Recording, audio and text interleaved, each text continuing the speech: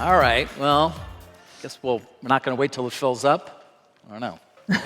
I don't know that it will. It's post-lunch. Yeah. Makes sense. It is post-lunch. People are digesting.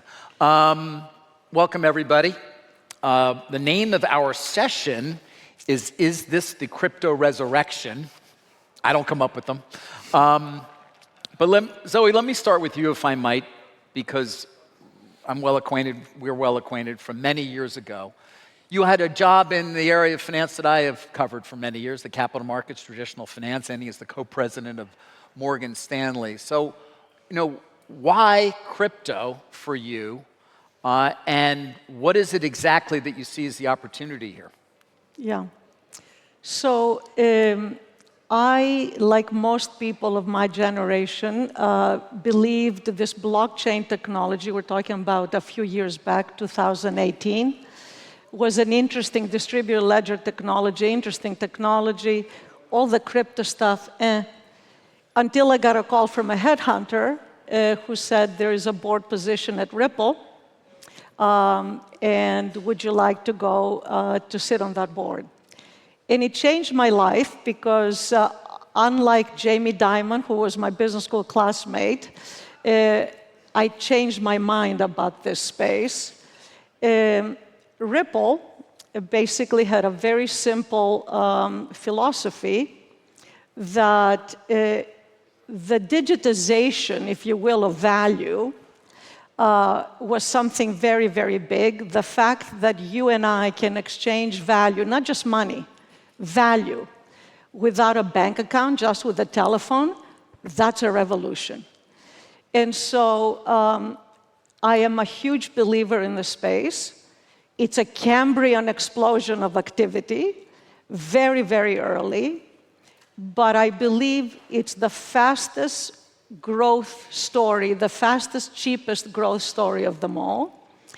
I think the space is taken a lot about buy Bitcoin and you'll be rich, and a lot of people have become rich. Yes. It's a very topical use case because digital gold, if you believe inflation isn't going back down, the risk of hyperinflation is higher, in fact. It's a very, very good store of value. But frankly, to answer your question, the reason I'm excited is actually the digitization of everything for a generation. What does that mean, the digitization of everything? And feel free to, everybody can chime in on that one. Yeah. Again, for me, the fact that actually you can create synthetic FX. What I mean by that is right now, the SWIFT system, which is a messaging system, correspondent banking system, works just fine still if I'm Morgan Stanley sending $10 million to JP Morgan. If you're an SME in Nigeria, not so good. So you can actually access the global system.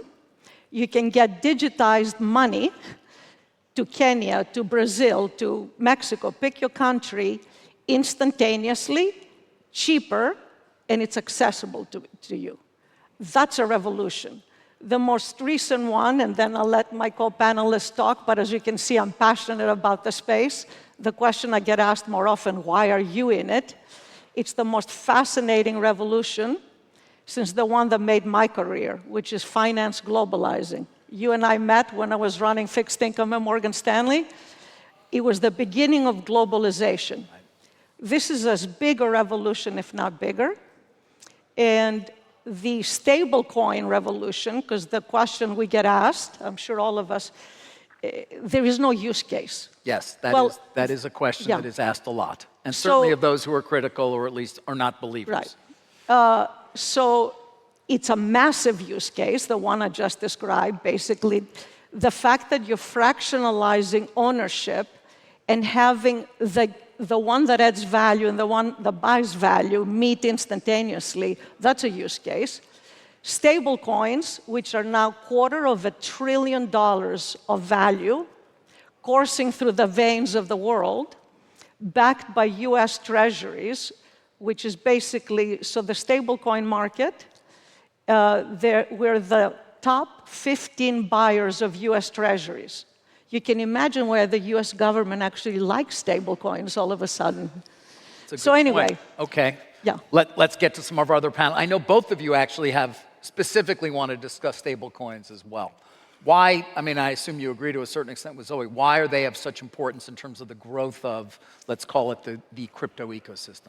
Yeah, well, first off, I think crypto is the technology of the future. It has the potential to replace the existing financial system. It'll be a complement at first, but ultimately, I think crypto wallets will replace your bank account. When it comes to stablecoins, I think it's one of the most innovative and real-world use cases that we're seeing incredible adoption already. Like, the story's already here. $27 trillion of value moved in stablecoins over the last year. That's more than Visa and MasterCard combined. So just let that set in. There are many parts of the world where it's difficult to get access to US dollars. It's difficult to get access to banking. Essentially, anyone with an internet connection can participate, spin up a cryptocurrency wallet anywhere in the world, and receive value in the form of a stablecoin. And so I actually think the biggest demand from stablecoins won't just be in the United States, it will be outside the United States, where access to banking, access to dollars is challenging. Right. Although it is, I mean, dollars become and treasuries become a very important part of this world, don't they? Yeah. Well, first off, stablecoins, we want US-backed stablecoins to be here in America. We want them to be having attestations in America that they're here. And ultimately, what is backing these stablecoins is T-bills. Now, the next evolution of stablecoins will be how do we get that yield in the hand of consumers? Because if you can add yield to a stablecoin, then this can really replace your bank account, right? Because you not only have access to dollars, but you have access to interest. Yeah. Cathie, I mean, and particularly I'm interested in your perspective as an investor in terms of why and what parts of this overall ecosystem you find particularly attractive. Well, we've been saying we're interested in all three of the revolutions that we think are taking place around the crypto asset ecosystem. The money revolution really is around Bitcoin from a monetary system point of view, and I think people understand that pretty well. The DeFi revolution, and I know we were talking about semantics earlier. Maybe we should stop calling it DeFi because it sounds defiant, but it's really just the internet financial system. Or in India, they would call it the Finternet. So that it's a little more accessible, understandable, less threatening. That's really all this is. And in terms of stablecoins specifically, we look at the numbers, and Ivan's right. In terms of the transaction value on stablecoins, last year it was bigger than either on Visa or MasterCard. Now the difference is the number of transactions that Visa and MasterCard process is much higher. The value associated with each transaction here is much higher with stablecoins. And the stablecoin value locked out there, that's $250 billion. The stablecoin networks, their revenue annualized at, I think, $7 billion in the second half of last year. So this is already a big business. So that's the second revolution. So monetary system, financial revolution, and then the third is really digital, and this applies to all of them, but because of NFTs, we carve out another category here, digital property rights that are immutable. That's a very big idea too, especially because young people spend more than half of their discretionary time online, and that is where they are accruing social status, almost more than in the physical world these days. Yeah, I'm not sure that's a particularly good thing, but it may be a fact. Ivan, crypto wallets will replace bank accounts. Why do you fully believe that will be the case?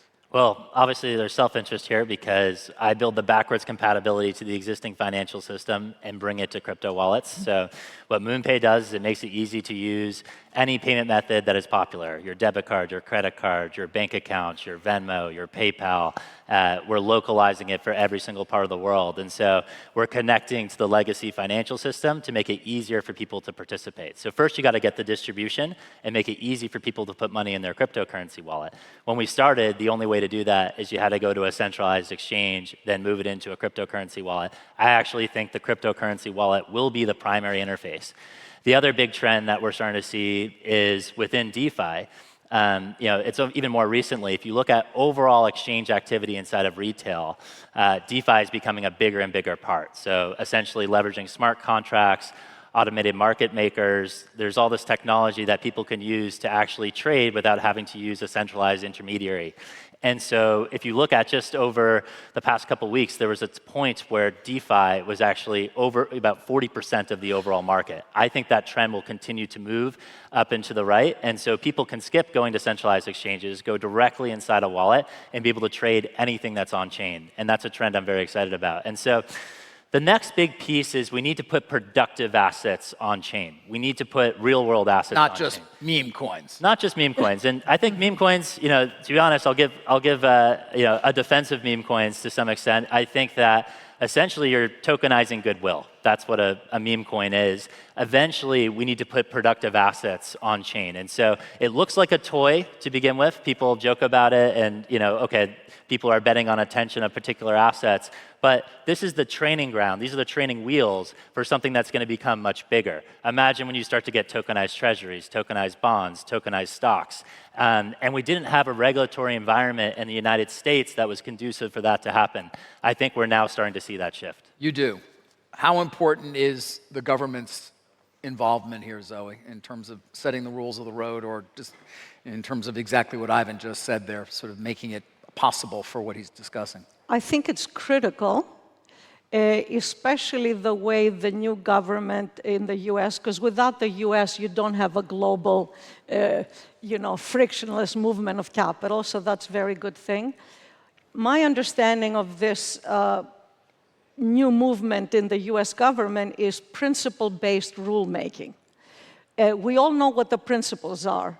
The Sam Bankman-Fried problem of commingling client account with you. This is pretty simple principles. Yeah. And so what I like is they're building frameworks that will save us from ourselves, because let's say the industry has a bad name. We deserve a lot of it, frankly. Lots of shysters in this business. Buy it because it'll go higher. Right. So I gave actually, I was at a Wall Street Journal Live function in 2017-18 with Brian Armstrong. And we talked about, he talked correctly that the current regime is stifling innovation. And my feeling about that is when you talk about not just US, but regulators around the world, when you talk to them, what they say is Bitcoin to Bitcoin, knock your socks off with your wallets. The fiat on and off ramps, we're going to regulate you the way we regulate Citigroup. The reason Coinbase is a multi-billion-dollar company, Brian Armstrong got that. So for me, it's a false choice of centralized banking. JP Morgan isn't going anywhere. Of course not. What you're talking, and you've done an amazing job building valuable companies, the retail. The title of this gathering is Investing with Purpose. Well, what is a higher purpose than give access to global finance to people that don't have it without bypassing the man? So in our business, we don't do meme coins. I don't think you should outlaw speculating. We don't do ID coins, because ID coins try to bypass AML KYC. So we all know, if we actually understand that there are two levers governments around the world will never give up: fiscal and monetary policy. They're not going to allow you to bypass the man. I think this business will continue to thrive. Cathie, do we need a Bitcoin reserve? Do you think we'll get one, and what will it mean if we do? Well, I think we will get, there's a lot of debate, surprising to me, in the Bitcoin community around this, but I do think this administration is determined. And I think one of the reasons is a little bit to what Zoe was saying. You know, Bitcoin is going to keep our monetary authorities more honest. It's basically it is, you have this insurance policy. You don't have to be a part of the fiat system if this other system, which is governed by scarcity value, is going to treat you better. So I think that it's wise to introduce this new asset class, which it is, into the reserve ecosystem. How about you, An? Yeah, well, I think it's been incredible to see the institutionalization of crypto and what we've seen over the last year just with Bitcoin. We saw the approval. There's more money sitting in Bitcoin ETFs than gold ETFs right now. Just let that settle in. 100 billion, more than, yes, 100 billion. Yeah, and so now it's, do sovereigns, do central banks start to hold Bitcoin? That's the big question, and if that does take place, you could see this becoming an asset class that can rival gold. I think the one thing that has surprised us, because we thought it would become a reserve asset, but not first in the United States, although maybe El Salvador was first, but more in emerging markets who are subjected all the time to the buffeting associated with the dollar, So I think that's been a surprise, but once we see emerging markets following the US, they're almost looking to the US, and this is a blessing of Bitcoin as a new asset class, as cryptocurrency. I think they'll follow, and I'd love to know what Zoe thinks, because if they do, it's going to be interesting to see what happens to emerging market currencies. So I really believe that one of the problems, and we went through this in the 80s and the 90s, different parts of the world, but the dollar going up dramatically, creaming emerging market currencies, and they have a lot of their debt denominated in dollars. That was a very deflationary force on the world. So I have been surprised they've not adopted Bitcoin more quickly, but I think they will. Zoe, there are still no shortage of those who have an important voice who are critical of this. Jamie Dimon, you mentioned. Obviously, the late Charlie Munger, but Paul Singer recently at Elliott talked about it having no substance. Does it matter if those people who are still influential are won over, or is there a rebranding, so to speak, that can occur without them? What a great question. I wish it were the case that we can win them over, and there is nothing wrong with being skeptical, but there is something wrong with being closed-minded. And so for me, maybe because I have young children and they still have brain plasticity to understand the world changes, I actually think it's up to the industry to rebrand itself on this. For me, what I'm excited about is thinking about giving access to the world of finance to the people that don't have any, so democratizing finance. And you don't do that by scams. So I think it's up to us as leaders. The question I get asked a lot more often, people that knew me from my Morgan Stanley days, why are you in this space? Practically spitting out the words. Well, it should be, and I'm trying to figure out how many Zoe Cruzes can we get to understand why I'm in this space. That is actually something that adds value. By the way, let's be clear, it's a false choice, either fiat currencies or Bitcoin. I mean, Bitcoin began by peer-to-peer cash. That's not it now. It's digital gold. Zero allocation of your portfolio is the wrong answer. Frankly, more than 10%, 20%, if you really believe in it, is also the wrong answer. Let's hope for all of us that the dollar does not become the Deutschmark in the Weimar Republic. So I would focus a lot more attention on how do we get $36 trillion worth of debt down to 10 maybe, than say Bitcoin sucks. Well, there you go. Given the clock says 0-0 and we're ending on applause, I guess even though we've just begun the conversation, we'll end it for now there. Zoe, Ivan, Cathie, thank you. Thank you, David. Thank you. Thank you. All right, thank you.